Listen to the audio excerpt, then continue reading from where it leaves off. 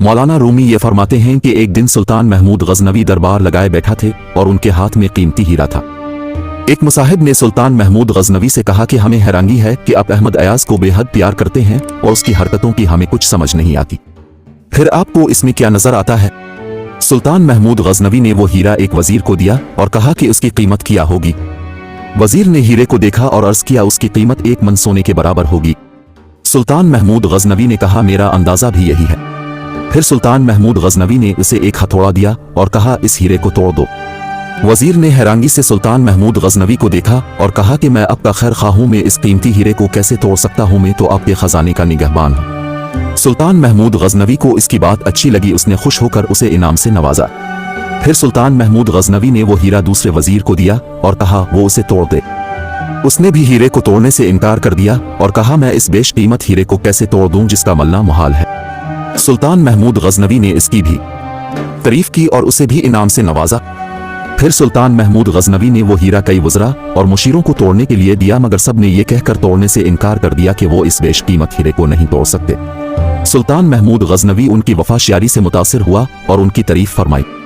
मौलाना रूमी फरमाते हैं जब सब वज़रा और मुशीरों ने इस हीरे को तोड़ने से इनकार कर दिया तो सुल्तान महमूद गजनवी ने वो हीरा अहमद अयाज को दिया और हुक्म दिया इसे हथौड़े से तोड़ दे। अहमद अयाज ने वो कीमती हीरा लिया और हथौड़े से तोड़ दिया। मौलाना रूमी ये फरमाते हैं आजमाइश और इम्तिहान के मौके पर तकलीद करने वाला रुसवा होता है। सुल्तान महमूद गजनवी अपने वज़रा और मुशीरों की आजमाइश कर रहा था और वो अहमद अयाज से भी बखूबी वाकिफ था।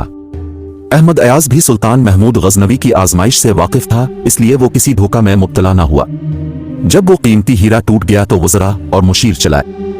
तो ने ये क्या कर दिया? तो ने एक बेश कीमत हीरे को तोड़ दिया जिसकी कीमत का अंदाजा मुश्किल था। मौलाना रूमी ये फरमाते हैं अहमद अयाज ने जब वज़रा और मुशीरों का वाविला कि तुम्हारी निगाहों में इस कीमती हीरे की वक़्त ज्यादा है या फिर सुना तो कहा कि तुम बताओ बादशाह का हुक्म ज्यादा अहम है। तुमने हीरे को देखा और उसकी कीमत से मुतासिर हुए और तुमने शाह का हुक्म नजरअंदाज कर दिया। वो बदखसलत है जो हकीर को देखे और शाह के फरमान नजरअंदाज कर दे। तुमने एक हीरे को शाह के हुक्म से ज्यादा कीमती जानता, तुम सुल्तान अहमियत और कदर को भूल गए और एक पत्थर की कदर व कीमत का अंदाजा लगाने बैठ गए। मौलाना रूमी ये फरमाते हैं सुल्तान महमूद गजनवी ने अहमद अयाज की बात सुनी तो जल्लाद को हुक्म दिया कि उन कमीनों की गर्दनें उड़ा दो जिन्होंने मेरी कदर की बजाय इस हीरे की कदर की। वज़रा और मुशीर खौफ से कांपने लगे।